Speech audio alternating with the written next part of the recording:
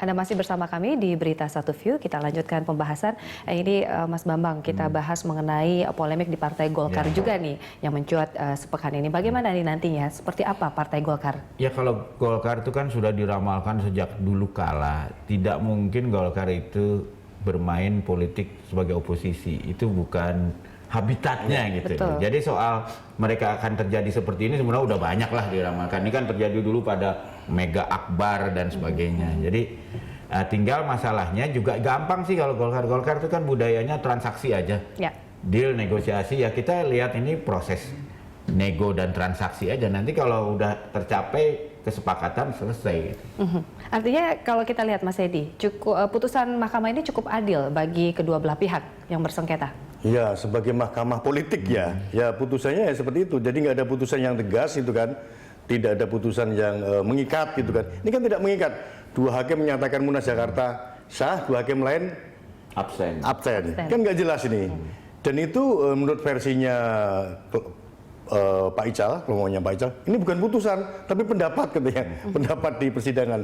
Ya, seperti Mas Bambang tadi sampaikan, ini ya akan makin tambah panjang sedikit lah, memperpanjang pertempuran antara mereka.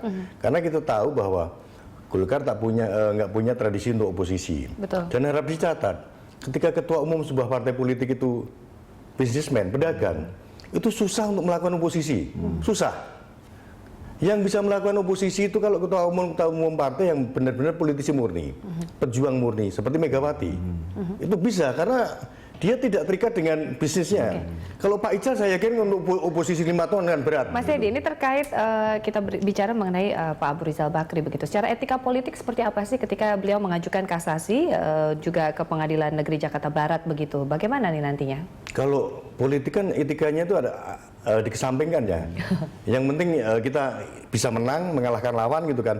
Kita dapat apa, orang lain mesti dapat apa gitu kan. Jadi tidak ada etika yang sangat ketat itu. Yang artinya namanya wajar begitu? gitu. Iya. Artinya hal seperti ini untuk mengajukan kasasi sebagai bentuk perlawanan dikatakan wajar? Boleh-boleh saja, wajar saja kalau dalam politik. Dalam hal politik itu apa yang nggak boleh gitu loh. Kadang-kadang semuanya boleh kan itu. Baik, ini kalau kita lihat Mas Bambang, mungkin akhirnya nih akan bermuara begitu ya. Pemerintah lagi-lagi akan menentukan. Ini seperti apa mungkin? Ya saya kira masalahnya kan memang Abu Rizal Bakri secara bisnis lagi banyak masalah. Ya. Sehingga untuk survive dia memerlukan banyak. Oke. Nah, apakah ya sebanyak itu bisa di akomodasi? Ya. Sebab bisa juga Abu Rizal Bakri merasa ya toh kalau saya nggak dapat sebanyak itu saya jeblok juga. Ya, sehingga dia. Nah, ini sebenarnya menyedihkan juga buat rakyat gitu ya. Karena menurut saya seolah-olah kita tersandera oleh ini kan yang kalau dalam bahasa bisnis dibilang seolah-olah kalau ada bisnis itu untung buat dirinya sendiri, kalau bisnis itu rugi seluruh rakyat suruh nanggung. Ya itu kan nggak adil sebetulnya. Tapi kalau saya sih melihat pemerintah harusnya berani hadapin, nggak bisa dong.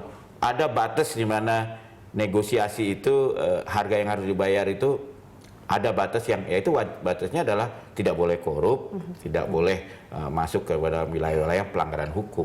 Ya, Mas Edi, kalau kita lihat ini kan putusan mahkamah bahwa kubu Agung Laksono mengakomodir kubu Ical begitu ya. Ini bagaimana? Apakah perintah itu akan dilaksanakan? Itu kalau kira-kira menurut versinya Ical itu bukan putusan dulu, tapi pendapat dua hakim, pendapatnya Jessri Marin dan pendapatnya lupa saya ya itu bukan putusan tapi pendapat hakim. Jadi ya karena ini masih beda sikap ya nggak akan dilaksanakan. Tapi ya ke depan ya pasti akan, tadi Mas Bambang cerita, ini akan ada deal-deal politik gitu kan, baik itu dengan pemerintah maupun dengan kubu Agung. Bukan nggak cukup dengan kubu Agung ya, dengan pemerintah pun akan terjadi deal-deal politik semacam itu. Ke depan akan seperti itu. Tinggal tunggu waktu aja sehari dua hari, karena saya yakin Golkar itu nggak punya nafas panjang untuk melakukan oposisi. Apalagi ketuanya pedagang. Pedagang itu nggak punya tradisi oposisi. Pedagang itu harus nempel pemerintah kalau ingin dapat proyek. Ya, itu saja. Di lingkaran pemerintahan. Ya, itu. Dan sebetulnya lebih buat pemerintah itu posisi siapa yang kuat. Sebetulnya akan ditentukan siapa yang bisa megang fraksi Golkar di DPR. Betul. Bagi pemerintah gitu. Betul. Dia nggak penting apakah itu pokoknya siapa yang bisa deliver bahwa kalau si A bilang dukung pemerintah di sini, semuanya nurut. Nah. Itu yang akan punya power. Ini juga akan memberikan output ya bagi reposisi begitu ya dari formasi DPR. Ini Betul. bagaimana nih, Mas? Iya, kalau kita lihat aja contohnya APBMP kemarin ya, itu kan aneh. Justru yang paling rewel itu dari PDIP yang harusnya partai pemerintah, yang lain langsung Betul. cepat karena dealnya sudah selesai. Nah, ini juga kita akan lihat nih Kapolri ini, urusan Kapolri Badrodin ini, apakah akan terjadi? Saya tidak akan heran kalau misalnya terjadi seperti APBNT, mungkin malahan dari partai yang katanya oposisi nggak ada masalah, mungkin yang agak mempermasalahkan malah PDIP sendiri. Gitu. Ya, artinya nantinya Golkar kubu Agung akan merapat ke PDIP begitu, proyeksinya seperti apa, Mas? Saya rasa sih kalau Golkar itu kepentingan mereka aja, mereka dapat apa gitu, gitu loh. Mereka dapat. Nah, masalahnya memang yang repotnya bagi PDIP sekarang, PDIP itu sulit untuk memberi apa-apa pada Golkar. Ya kan? Sementara pemerintah punya resources yang banyak untuk bisa deal dengan Golkar. Mas Edi lagi-lagi bergening dan bergening begitu dalam politik. Saya sebenarnya menyayangkan ketika ketua-ketua partai politik itu dipegang oleh para pedagang itu, sehingga perjuangan politik tidak perjuangan ideologi, lebih pada perjuangan ekonomi. Jadi dari situlah kita sudah mulai agak risau. Ini politik kita pasti akan berjalan tidak normal kayak gitulah. Itu berbeda dengan partai-partai politik yang di negara-negara maju ya. Mereka ideologi yang mereka jual itu. Meskipun ekonominya juga ada. Tapi ketika partai politik dipegang oleh para pedagang-pedagang, ya artinya ideologinya ideologi ekonomi gitu. Itu saja. Iya. Saya setuju ya dengan beliau. Kalau misalnya partai politik ini betul-betul politisi, mereka juga akan melakukan yang namanya pork barrel politik ya. Tapi bedanya gini, mereka akan neken-neken eksekutif untuk supaya kamu bikin jembatan di daerah pemilihan saya gitu. Bikin jalan, bukan kasih saya proyek supaya saya bisa ambil uangnya.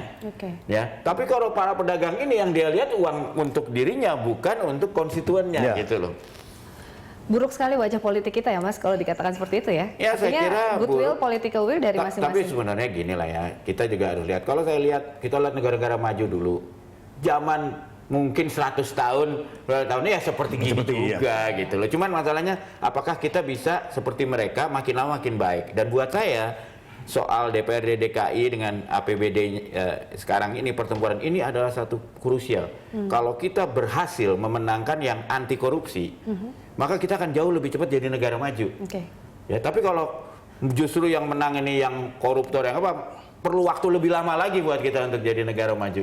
Baik, nah ini terakhir ya proyeksi di dalam partai sendiri, karena ini kan dikatakan sebagai konflik terbesar ya di partai begitu ya. Mungkin kita ke Mas Edi bahwa akan seperti apa mungkin dinamika konsolidasi, apakah dimungkinkan atau saling menyingkirkan dari masing-masing kubu, entah itu mungkin kubu Agung Laksono atau kubu Ical. Saya kira akan terjadi kompromi ya. Di Golkar itu gampang sekali kompromi mereka. Akan terjadi kompromi. Nanti Agung akan mengakomodir kelompok-kelompoknya Ical juga akan seperti itu. Jadi kalau Golkar itu gampang lah urusannya gitu, gampang karena mereka bukan ideologis itu, gampang. Jadi untuk mempertemukan mereka itu sangat mudah. Jadi rangkulan tuh gampang sekali. Menurut saya ini tidak akan lama kok akan selesai. Gitu. Tahan dulu Mas, kita jeda lagi. Kita akan melanjutkan perbincangan tentang eksekusi mati di segmen berikutnya. Tetaplah di Berita Satu View.